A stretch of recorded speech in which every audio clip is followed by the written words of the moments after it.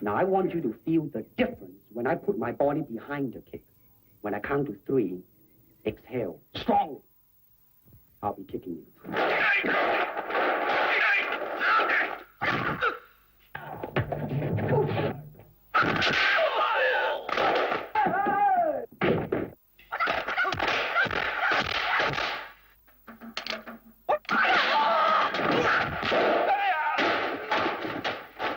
What is this thing you do? In Cantonese, Jeet Kune Do, the way of the intercepting fist.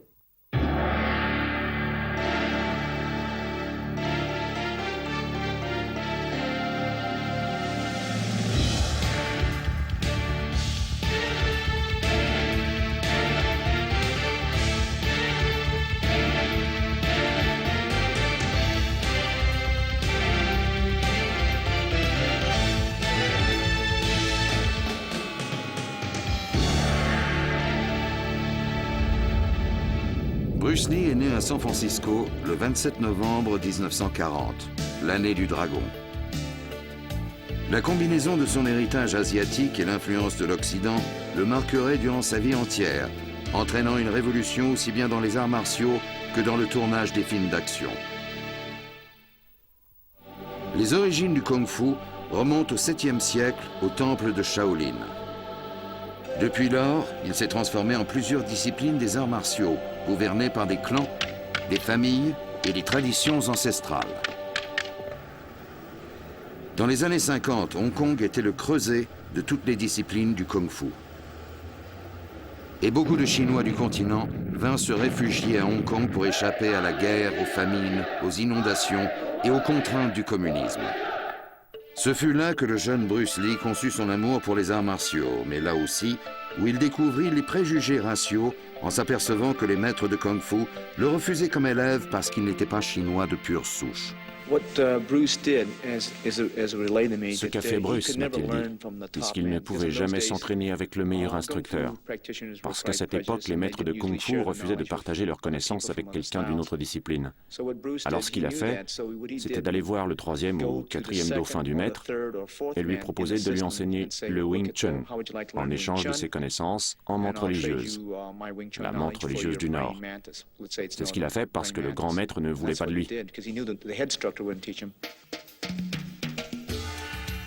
C'est en étudiant diverses disciplines des arts martiaux que Bruce Lee se rendit compte que chacune avait quelque chose à offrir, mais qu'aucun système n'avait réponse à tout.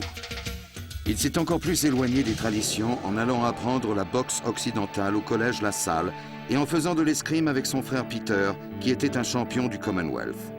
Avec cet amalgame de connaissances en arts martiaux, il est reparti pour les États-Unis en 1958. Il a atterri à San Francisco où il est né et grâce à Ruby Cho, qu'il avait sponsorisé, il est monté ici. Et moi j'ai fait sa connaissance grâce à de vieux amis qui s'étaient entraînés avec Bruce.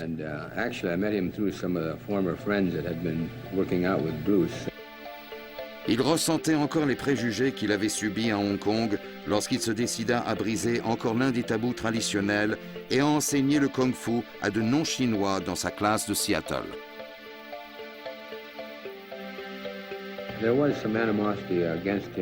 Il y avait un certain ressentiment à son égard, parce qu'il allait enseigner à des étrangers, et on croyait qu'enseigner aux étrangers, c'était révéler des secrets à des gens qui étaient plus grands que nous, et ils allaient s'en servir contre nous. Now, relate to me. Move, move. No. Don't just move for the sake of moving.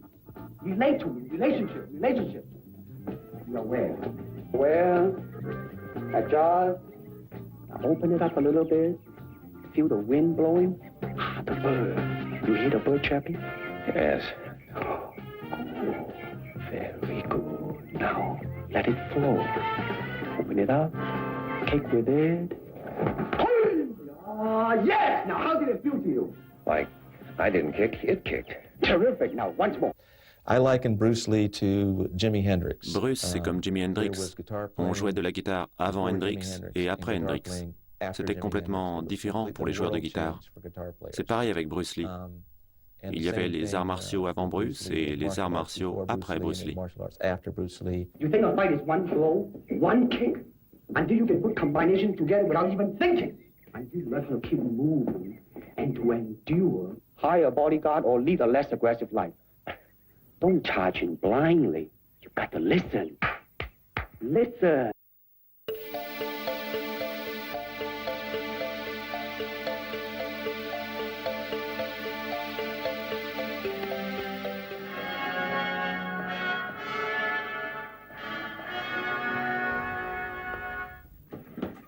Bruce allait patienter jusqu'en 1964 pour son succès cinématographique. En attendant, il a écrit des articles pour le magazine Black Belt.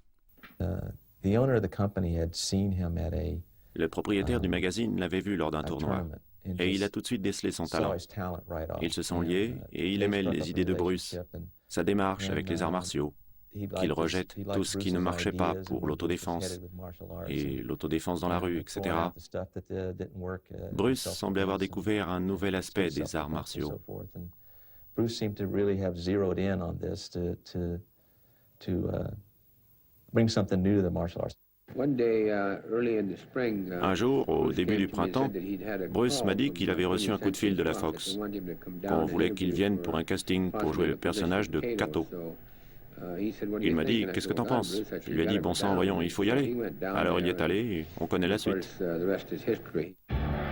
Le Frelon Vert n'a duré qu'une saison, mais il eut d'autres rôles. Et Lee était convaincu que les arts martiaux le mèneraient encore plus loin. On lui a proposé d'ouvrir des écoles Kato à travers les États-Unis et il a dit non, qu'il ne pensait pas que ce serait efficace. Il a dit « Je peux exposer mes idées, ma philosophie à travers les films ». Il croyait que le cinéma était le meilleur moyen pour enseigner le public. Avec sa vidéo personnelle, Lee a filmé la chorégraphie des scènes de combat pour améliorer sa technique cinématographique. Cet extrait nous le montre s'entraînant avec son élève et ami James Coburn.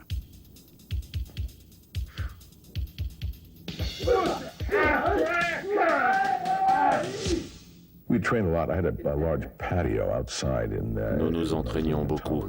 Il y avait un grand patio quand j'habitais Tower Road, une petite maison de style espagnol. Il y avait ce patio où on s'entraînait. Il a apporté un gros sac, un bouclier de rugby. On l'avait suspendu pour s'exercer au coup de pied. Il a dit « Ok, voilà ce que tu fais ». Et tout à coup, il a fait « fou, bang ». Et il a frappé le sac du pied. Le sac devait peser 75 kilos, mais il s'est envolé, éventré. Il est retombé sur le gazon et des chiffons se sont répandus. On en ramassait pendant des mois des petits bouts de chiffons. De tout petits morceaux, c'était faramineux. Il en était tout confus. Il a dit « Oh, je suis désolé ». Lee a aussi collaboré au scénario avec le scénariste oscarisé Sterling Siliphant pour le deuxième épisode de Long Street. L'épisode est remarquable car Lee y explique sa discipline, le Jeet Kune Do. What is this thing you do? In Cantonese, Jeet Kune Do, the way of the intercepting fist. Intercepting fist, huh? Or foot. Come on, touch me. Any way you can.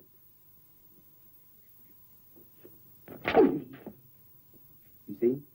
To reach me, you must move to me. Your attack offers me an opportunity to intercept you.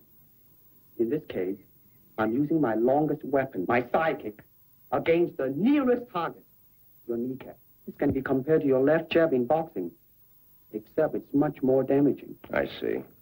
Well, speaking of a left jab... Oh, this time I intercept your emotional tenseness. You see, from your thought to your fist, how much time was lost. Not much. In terms of film, Pour la caméra, la distance compte pour un coup de poing. Si on en est loin, ça va. Mais parfois, elle est très proche.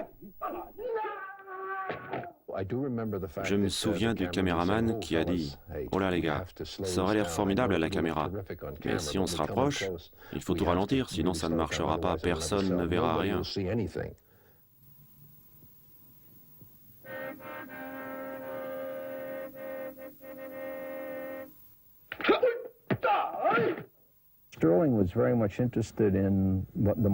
Sterling était très intéressé par les arts martiaux à cette époque. Et il suivait les cours de Bruce.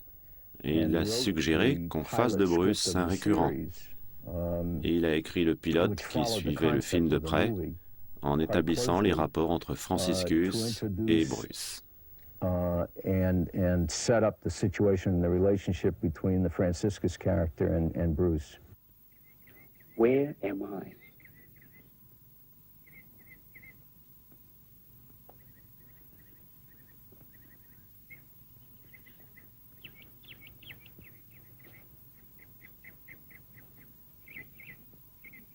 There. No! Your thoughts are wrong. I'm trying to learn how to fight, not how to think. May it be well with you, Mike. Bruce is a very complex human being. Bruce était un personnage First of all, there complexe. was no pretense D'abord, about il était Bruce. vrai. He was Il savait qui il était. very much Il aware connaissait of ses who he racines, was, son what his passé. roots were, Il what était his fier d'être background chinois. was. He was Il very était proud fier of de being son art. Chinese, C'était un grand perfectionniste very proud pour of les his arts martial martiaux et arts. pour les He was a tournages. perfectionist when it came to what he did, both in terms of martial arts and in front of the camera. If you try to remember, you will lose. Empty your mind. Be formless, shapeless, like water. Now you put water into a cup, it becomes the cup. Put it into a teapot, it becomes the teapot. Now water can flow or creep or drip or crash. Be water, my friend. Malgré son excellente prestation dans Long Street, l'attitude raciale à Hollywood lui interdit le rôle principal dans la série Kung Fu. Après la mort de Bruce, je suis rentré aux États-Unis et j'ai interviewé Sterling Siliphant, qui avait également créé les rues de San Francisco. Et il m'a confirmé que la chaîne ne l'avait pas autorisé à augmenter l'importance du rôle de Bruce. Déçu, il rentra en Asie où son destin l'attendait dans le petit village thaïlandais où il tourna The Big Boss. Malheureusement, au contraire des autres arts, le cinéma est un étrange mariage entre l'art et les affaires. I don't believe in system, Mr. Longstreet, nor in method. And without system, without method, what's to teach? But you had to learn. You weren't born knowing how to take apart three men in a matter of seconds. True, but I found the cause of my ignorance. Well, help me find mine. Dans Long Street, Lee jouait le rôle d'un instructeur des arts martiaux qui était d'un grand calme intérieur. C'était absolument le contraire des rôles qu'il allait interpréter lorsqu'il est revenu à Hong Kong en 1971. J'aimais son attitude. S'il se heurtait à un mur en briques, il changeait de direction pour le contourner. Raymond Chow l'a vu à la télé lorsqu'il est arrivé à Hong Kong.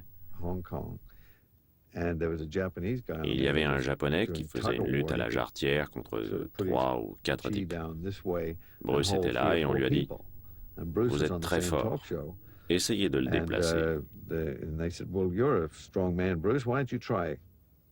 Et Bruce a dit « Ce n'est pas ce que je fais, mais je peux le mettre KO. » Le Japonais a fait « Oh, oh, oh. » Et Bruce l'a assommé.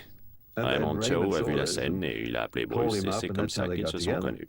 Cette rencontre a permis à Lee de signer avec une production de Hong Kong, la Golden Harvest, et de tourner pour elle son premier film, The Big Boss. On n'avait jamais vu Bruce Lee comme il était dans le Big Boss. Sa maîtrise absolue des arts martiaux a éclaté sur l'écran avec une sauvagerie que le public n'avait jamais imaginée. Ce film lui posa plusieurs problèmes. Il fit la chorégraphie de toutes les scènes de combat, et sa contribution au film dépassait de loin le travail habituel d'un acteur. Tony Lo Wing a joué un rôle important dans le Big Boss. Il se souvient qu'un des combattants thaï a lancé un challenge à Bruce Lee.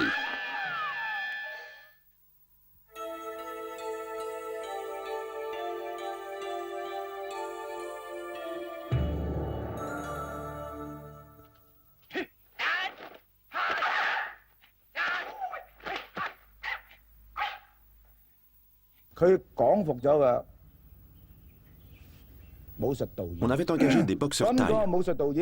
Ils s'exerçaient avec les cascadeurs. Ils doutaient des capacités de Bruce Lee. Ils ne pensaient pas que Bruce était plus fort que le chef cascadeur. Bruce a accepté le challenge. « Ok, si tu es bon, viens te battre. » Bruce s'est approché du thaï et il a dit « Je vais te donner un coup de poing. » Je vais te donner un coup de poing. Prépare-toi. Et bang! On se rendait compte qu'il allait frapper, puis le coup était déjà arrivé, très vite. Il donnait tous ses coups très vite.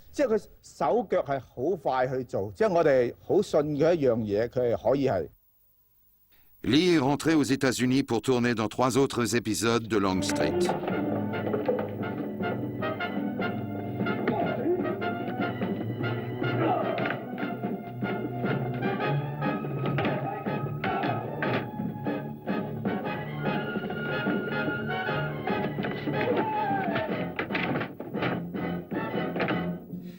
Malgré les offres alléchantes des grands studios hollywoodiens, Lee savait que son futur immédiat se passerait à Hong Kong. Quand il est venu à Hong Kong et qu'il a réinventé les arts martiaux pour le cinéma chinois, c'était en se disant qu'il allait se servir de Hong Kong pour rentrer à Hollywood et devenir une star internationale.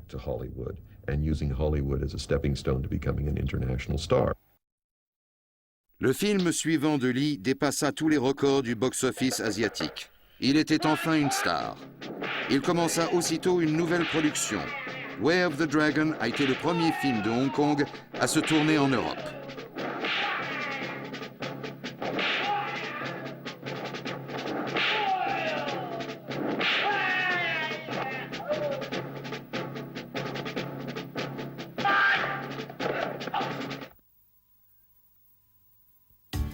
C'était complètement le film de Bruce Lee. Il l'a écrit, produit et réalisé tout en tenant le rôle principal.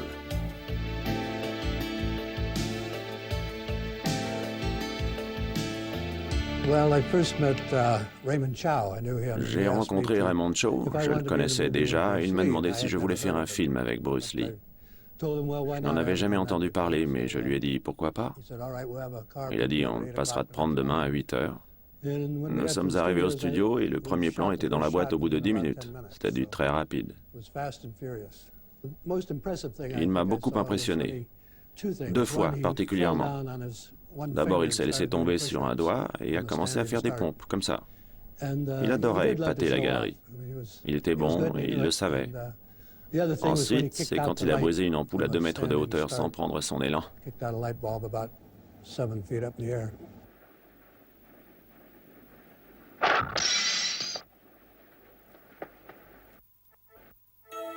Beaucoup d'experts estiment que le combat entre Lee et Chuck Norris est la meilleure démonstration filmée des arts martiaux.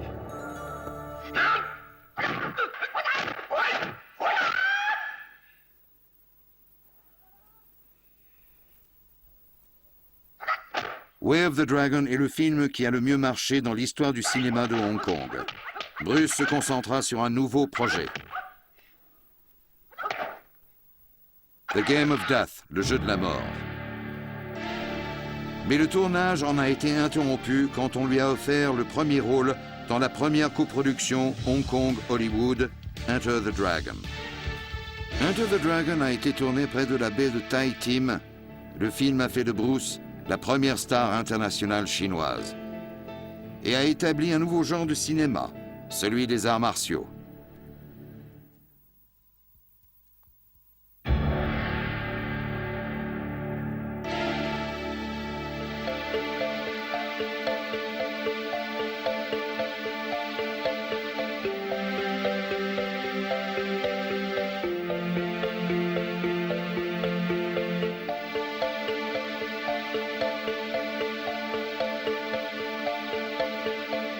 In this position, your arms are useless. Yeah. Kick or stomp me? No. Then, if you wish to survive, what do you do? I don't know. Bite. Bite? Are we not animals?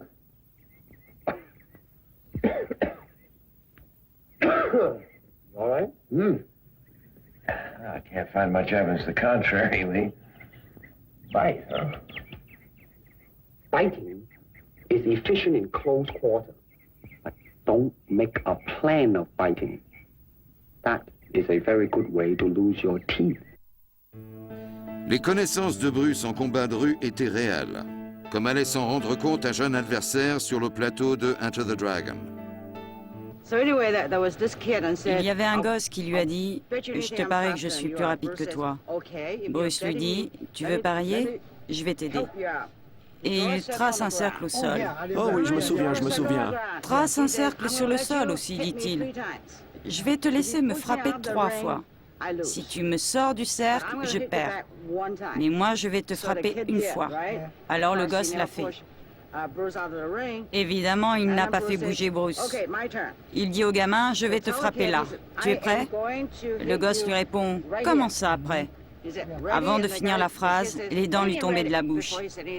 Il était si rapide.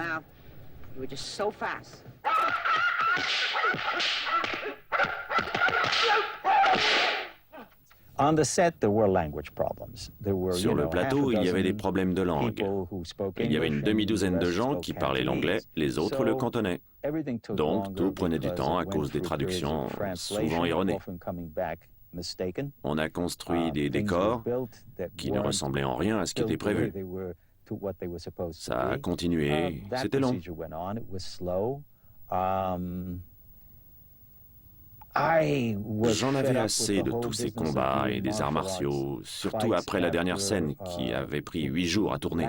Je me suis dit, je ne veux plus jamais faire des scènes d'arts martiaux de ma vie. Cet extrait est le témoignage filmé du tournage de Enter the Dragon.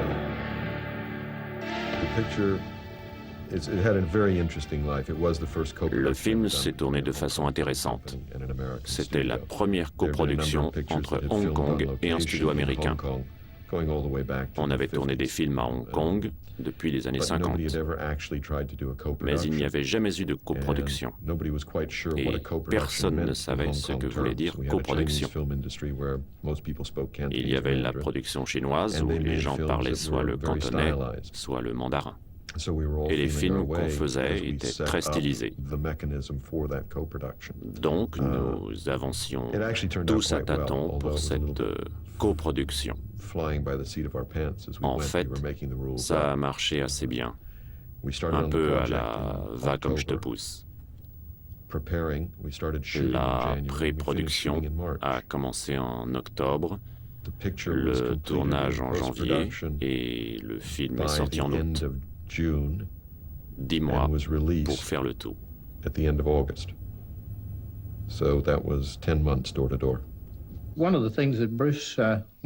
Ce que Bruce voulait par-dessus tout, c'était que les clips soient réalistes.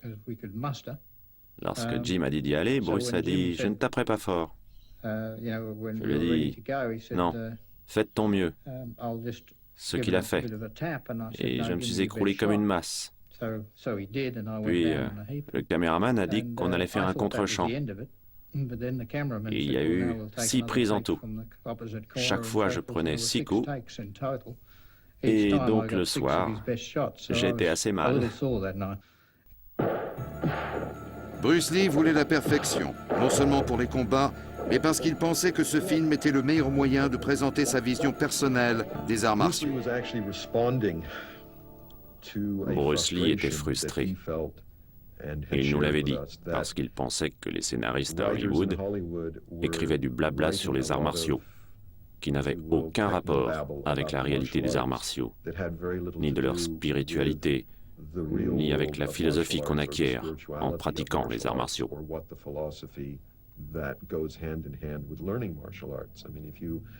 Si on passe un peu de temps avec un pratiquant sérieux, on se rend compte qu'on passe autant de temps à se soigner et à s'entretenir et à penser à son corps et à la place qu'on occupe dans l'univers qu'à taper sur des sacs ou à casser des briques.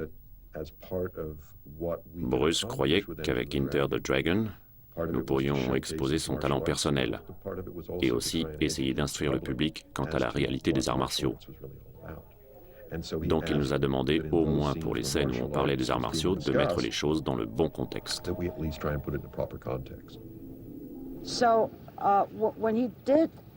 il a fait Enter the Dragon, il a souvent appelé pour discuter du scénario.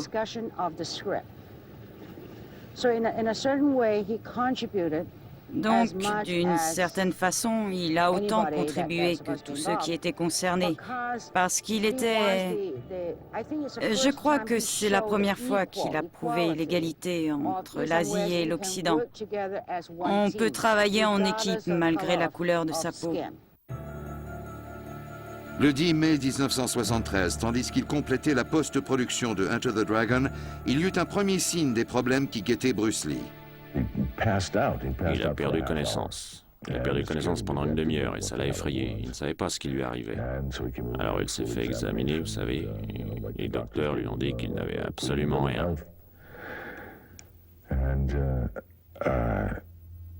Alors il était très content. Je pense que les docteurs n'ont pas vu ce qu'il avait. Les rumeurs et la spéculation autour de la mort de Bruce Lee se trouvaient envenimées par une presse avide de profiter de l'ignorance du public. Et personne ne sut ce que l'autopsie avait révélé. Les médecins légistes ont déclaré avoir trouvé les indices d'une hypersensibilité à une drogue qu'on lui avait prescrite. J'en étais abasourdi. Vous savez, je n'en revenais pas. Stirling m'a téléphoné, il m'a dit « Bruce est mort ». Je lui ai dit « Non, tu plaisantes. Tu plaisantes. Non, il est mort de quelque chose. » Et j'y ai réfléchi, et il avait eu ce truc, et il s'est évanoui.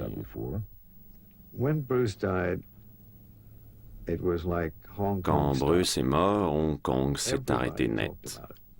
Tout le monde en parlait. Tout le monde. On ne pouvait aller nulle part sans... Si on disait son nom, les gens baissaient les yeux. Et ils étaient si tristes, tous ces gens. J'étais là quelques jours après sa mort. Je suis allé au service funéraire, puis je suis reparti. Beaucoup de gens ne voulaient pas y croire.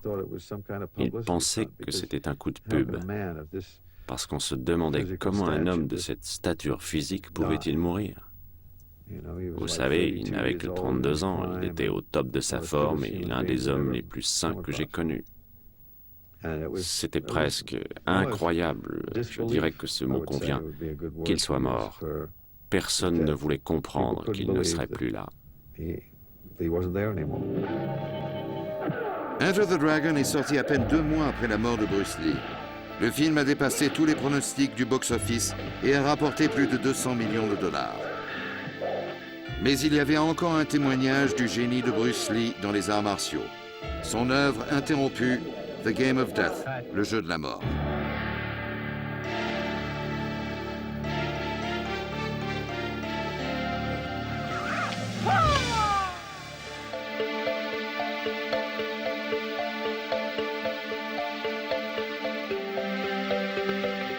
All right, now listen to me. Listen to my movement, okay?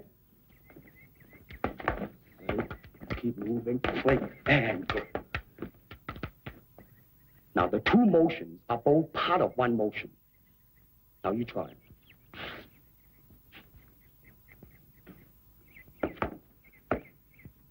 Faster. A little bit smoother.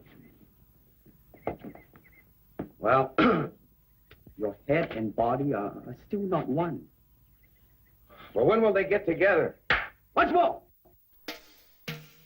À partir de 1972, la vie de Bruce Lee, l'instructeur d'arts martiaux à Los Angeles, avait radicalement changé. Dan Inosanto s'en est rendu compte lorsqu'il est arrivé à Hong Kong pour tourner avec Lee dans Game of Death. Quand je suis venu le voir lors du tournage de Game of Death, il a dit qu'à cause de sa célébrité, et je dois dire que je ne l'avais jamais vu entouré de 20, 30, peut-être 50 personnes, il n'était jamais seul, ce qu'il n'aimait pas. Mais je crois qu'il aimait bien la célébrité.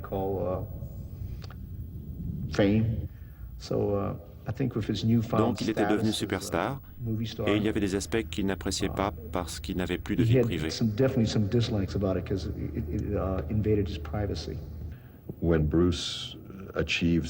Quand Bruce a réussi à Hong Kong, on s'est arrêté de faire des films avec les sabres. On ne voulait faire que des films sur les arts martiaux. En fait, il y en avait beaucoup qui l'imitaient. Tout le monde voulait faire du Bruce Lee. Et si l'on considère le côté ésotérique du Jeet Kune Do, le Wu Wei Yo Wei, le style sans style qui personnifiait la philosophie de Bruce, qui consistait à piocher dans tous les styles des arts martiaux et tous les styles de combat, il a essayé d'employer ça et de l'appliquer à chaque film, à chaque combat. Il a beaucoup écrit sur les arts martiaux et il a développé son propre style qui est très minimaliste. Ce n'était pas un style d'arts martiaux démonstratif.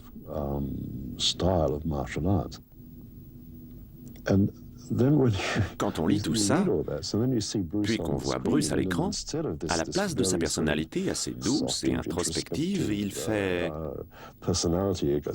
paf! Vous savez, ce qu'il faisait à l'écran n'avait aucun rapport avec ce qu'il enseignait ou qu'il étudiait. Mais Bruce comprenait le cinéma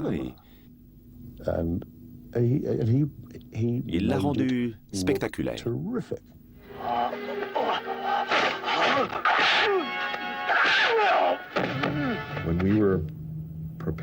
Quand nous préparions Game of Death, nous avons commencé... C'était un film à la Hong Kong, donc il n'y avait pas de scénario. Nous avions un concept et nous allions filmer une série de combats avec les meilleurs artistes martiaux du monde. Bruce se battrait avec tous, les uns après les autres. Toujours est-il qu'en arrivant au sommet d'une tour mythique, il aurait démontré que le meilleur style était d'avoir un style flexible. Il voulait montrer qu'il battrait chaque adversaire en comprenant leur inflexibilité et s'en servant contre eux. Ça nous semblait formidable. It sounded great, except that Sauf que quand on dépassait les stades 1, 2 et 3, et qu'il avait tabassé chaque adversaire, il fallait qu'il y ait quelque chose au sommet de cette tour. Et nous n'avons jamais trouvé quoi. Alors lorsqu'on s'est arrêté pour aller tourner Enter the Dragon, Bruce m'a regardé et il a dit « Dieu merci, on a 6 mois pour trouver une solution. »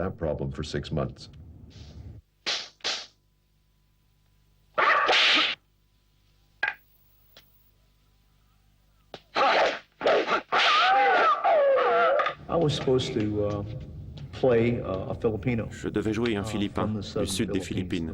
C'est ce qu'il voulait. C'est ce que j'ai joué. Je me souviens que Bruce est arrivé plus tard, mais je me battais avec un type, le premier. Et il avait une sorte de bâton pour se battre.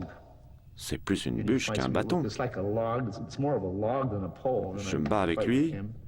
Et le prochain arrive et il avait un but plus petit. Je me bats avec le type au bâton, je le bats, et puis Bruce arrive, prend la relève et il me trucide.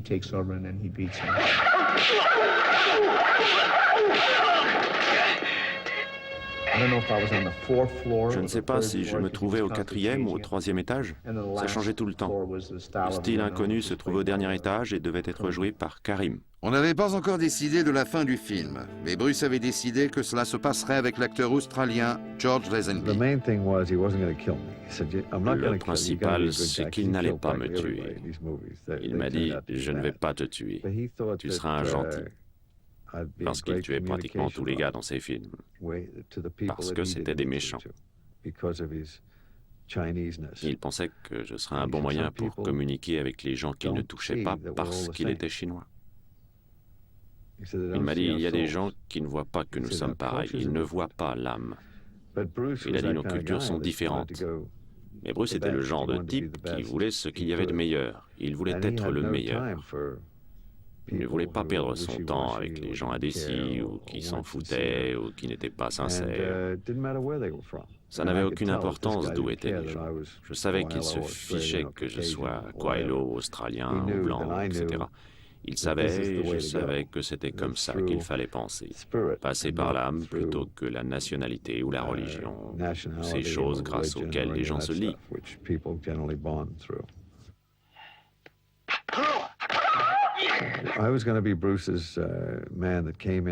J'allais jouer le personnage qui arrivait pour le sauver à la fin, qui le faisait sortir de cette maison, une sorte de pyramide avec un dernier étage, et c'est là que je devais apparaître pour la première fois.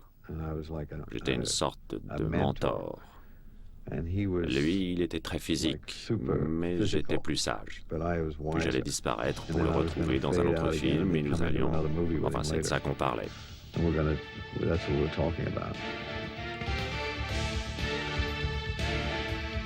Peu importe ce que The Game of Death ou Le Jeu de la Mort serait devenu. Il est de fait la dernière œuvre du plus grand des artistes martiaux que le monde ait connu.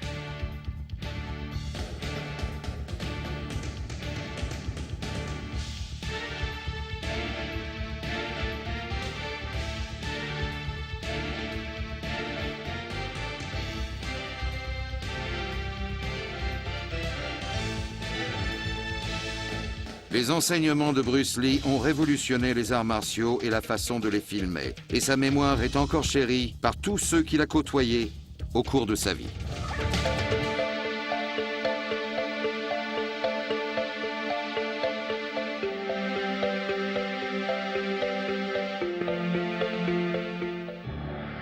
Pour la plupart des gens, le nom Bruce Lee leur rappelle le cinéma. Et pour la communauté des artistes martiaux, il est celui qui a révolutionné l'art du combat. De son vivant, Bruce n'a autorisé que 3 personnes à enseigner sa technique, Taki Kimura, James Lee et Dan Inosanto. Lorsqu'il était en vie, nous n'étions que 3 à avoir son autorisation à enseigner.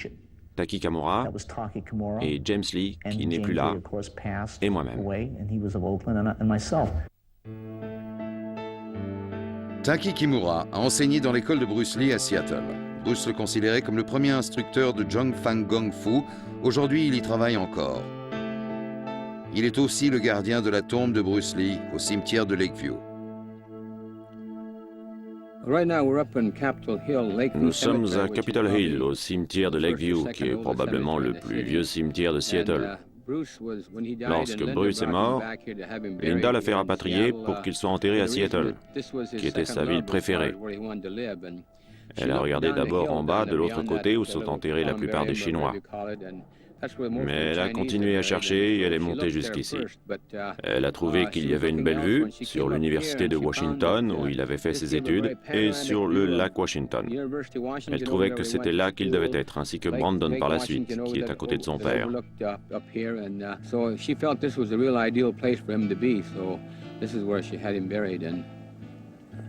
Of course, Brandon, having died, why he was buried next to his father here.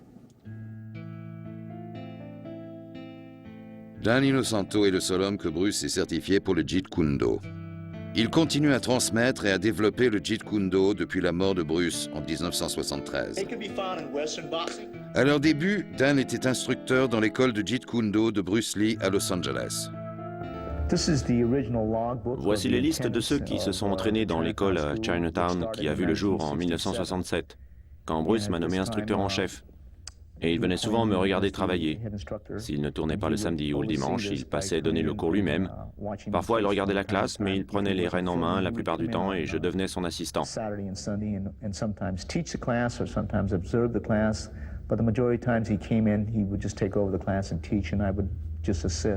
Plusieurs élèves des premiers jours ont été choisis par Dan Inosanto pour enseigner. On voit des tas de personnes, comme Bob Bremer, qui s'est entraîné ici.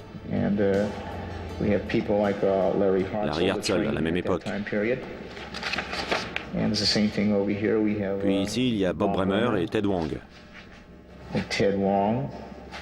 Ils se sont tous entraînés ici. Bob Bastiglio et Alfred Haber, qui était le plus assidu à Chinatown, Daniel Way,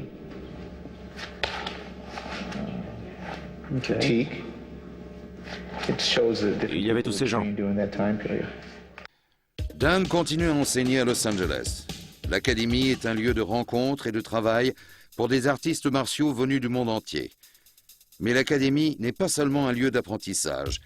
Elle contient plusieurs des bannières originales et l'équipement d'entraînement des écoles d'arts martiaux de Bruce Lee.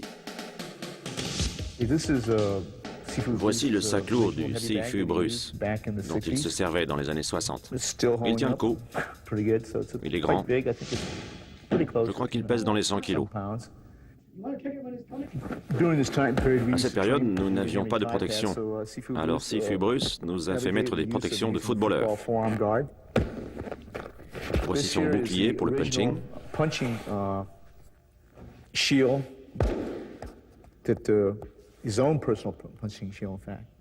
Ça a servi dans Way of the Dragon. Il en avait un, moi j'en avais un, il avait l'autre. On peut le voir dans Way of the Dragon.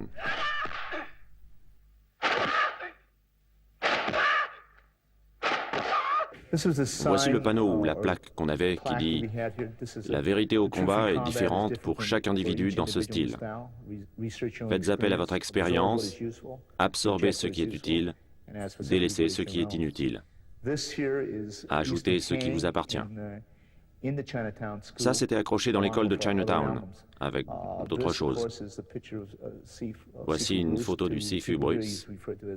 Les gens d'ici l'appellent le Sigong. Et ça, c'était dans l'école à Auckland.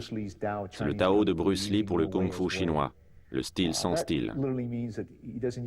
Ça veut dire qu'il ne se sert d'aucun style particulier, chinois ou japonais ou d'okinawa ou coréen. Il se sert d'aucun style comme style pour n'avoir aucune limite. Ce qui veut dire qu'il ne veut pas être limité à un style particulier, ni à une discipline, ni à un seul système pour se servir d'aucune limite.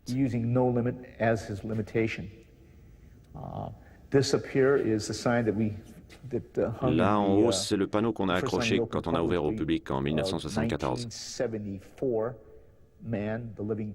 L'homme, la créature qui vit, l'individu qui crée est toujours plus important qu'un style ou qu'un système établi. C'est quelque chose qu'il a dit en 1968. Voici autre chose. Il a dit « Mes disciples du Jeet Kune Do, écoutez, tous les schémas fixes ne peuvent ni plier ni s'adapter.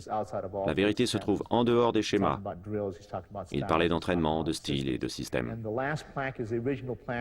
Cette dernière plaque est la plaque originale qu'il a fait faire pour l'école de Chinatown en 1967, quand nous avons ouvert. C'est elle là-haut. What kind of game are you playing, Mike? No game. It was a car horn. It was constant.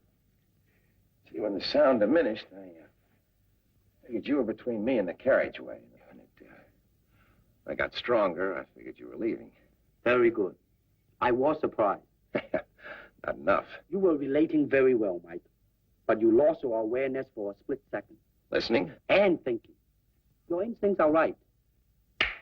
Sound. Any sound is important.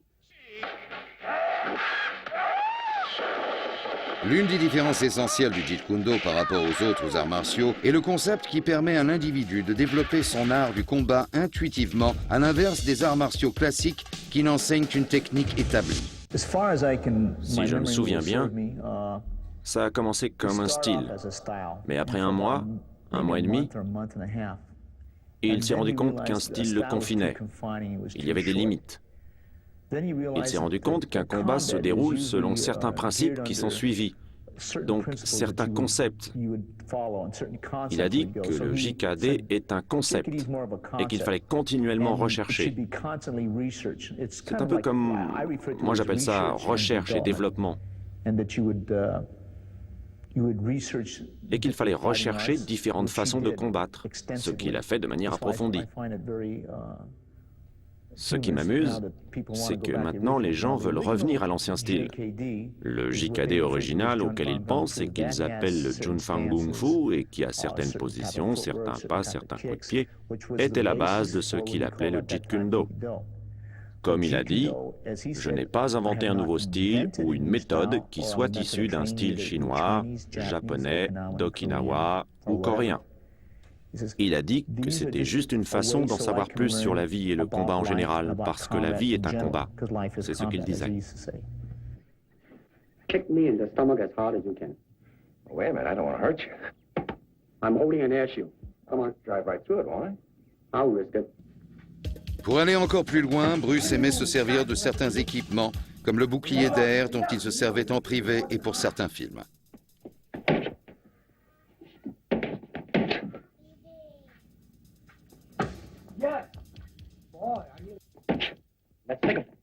Let's take a break, Mike. Je lui ai montré le bouclier à air et le bouclier en mousse, parce qu'il cherchait toujours de nouvelles façons de s'entraîner. Il voulait donner des coups de pied sur différentes surfaces. Je lui ai dit qu'on se servait de ça pour le football. On le bloque, on le frappe, on le plaque. On va essayer de le frapper et de lui donner des coups de pied. Il a dit non. Au début, il a dit qu'il ne pensait pas que ça marcherait, mais quand je suis revenu le lendemain, il avait pensé à toutes sortes d'exercices à faire sur les deux boucliers. Parce qu'il a dit, parfois quand on donne un coup de pied, on ne sait pas s'il y a de la substance. À cette époque, tout le monde donnait le coup de pied de côté ou en faisant un tour, et il ramenait le genou et on pensait qu'il y avait de la puissance dans le coup. Il voulait montrer que parfois, quand on donne un coup de pied, il faut voir le résultat. Et c'est ce qui arrivait avec les deux boucliers. C'est pour ça qu'il les aimait tant.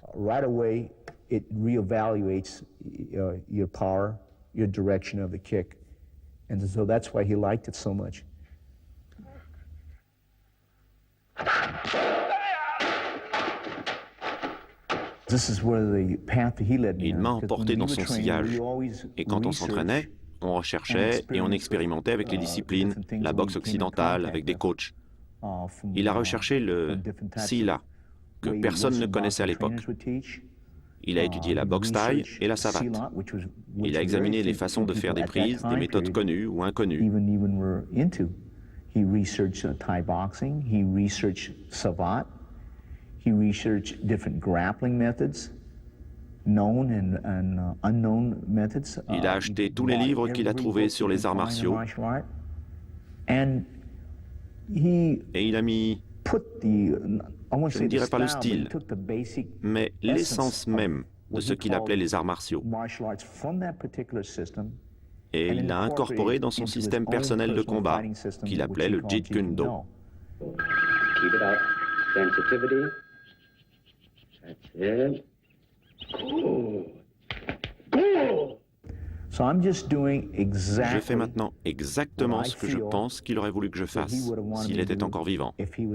C'est une direction. La plupart des gens ne participent pas aux recherches. Et je crois que j'ai dit dans mon premier livre que si vous ne me comprenez pas et que vous ne me rejoignez pas dans les recherches, vous ne comprenez pas ce qu'est le Jeet Kune Do. Le Jeet Kune Do vous oblige à délaisser ce que vous connaissez bien pour apprendre quelque chose de nouveau. Lee's going to teach me all this. I cannot teach you. Only help you to explore yourself, nothing more. All right, come on, let's explore some more of those kicks, huh? Voilà sur quoi il insistait. Il disait, il faut aller là où on n'est pas confortable. Et c'est dur.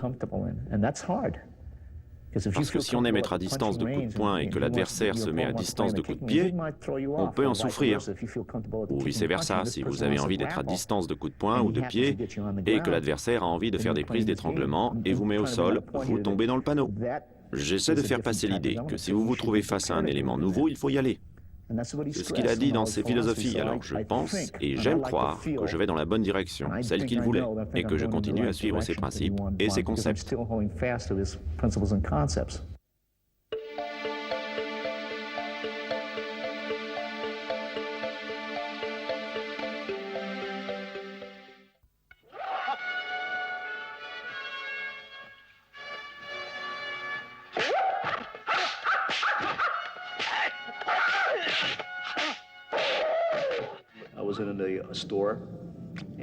J'étais dans un magasin et je voulais acheter des haltères, environ 75 kilos. Et je n'avais pas assez d'argent.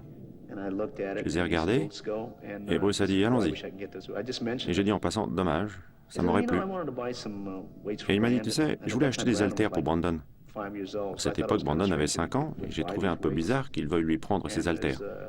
Puis nous sommes repartis et il m'a déposé chez moi. Et il a dit « Je plaisantais, ils ne sont pas pour Brandon, ils sont pour toi. Tant que tu t'en sers, je serai heureux. » Et il m'a donné les haltères, ça m'a beaucoup touché. Il y avait un style de film qu'on ne connaissait pas en Amérique ou en Europe. Les films des arts martiaux. Et en se créant ce personnage, il est devenu le numéro 1, le plus apte à présenter les arts martiaux chinois au monde extérieur et les arts martiaux en général. Ce qui m'impressionnait le plus, c'était des choses simples comme s'asseoir par terre en canif, les bras croisés, les jambes relevées.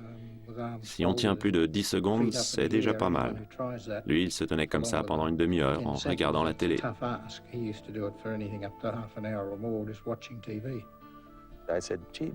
Je lui ai dit, Bruce, ça te plairait de mesurer 1m85 et peser 85 kilos? Et il m'a dit, si j'étais comme ça, je dominerais le monde. C'était mon anniversaire. J'étais avec ma femme et Linda Lee.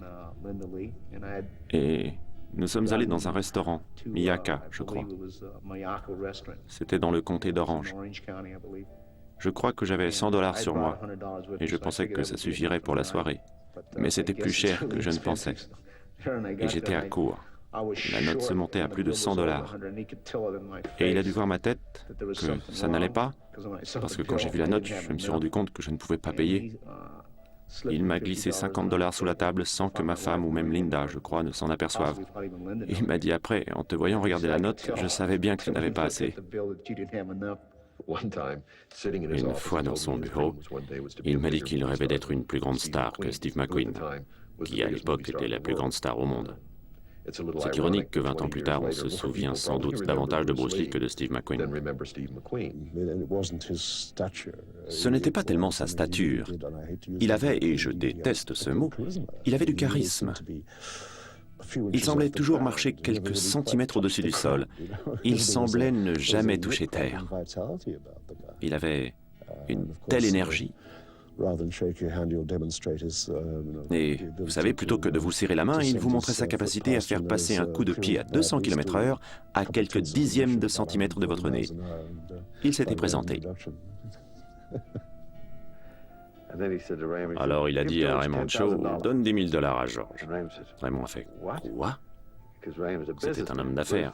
Mais Bruce a dit, George n'a pas d'argent, sinon il ne serait pas devant l'arrêt du bus. Bruce essayait de nous montrer comment nous améliorer. Je pense malheureusement qu'il faut passer par l'aspect physique pour trouver l'aspect spirituel des arts martiaux, qui est, je pense, très important, le plus haut niveau de sa vie. Je le dis parce qu'au moment où la porte s'ouvre et qu'on atteint ce niveau spirituel, on découvre qui on est et on peut réagir vis-à-vis des autres sans peur.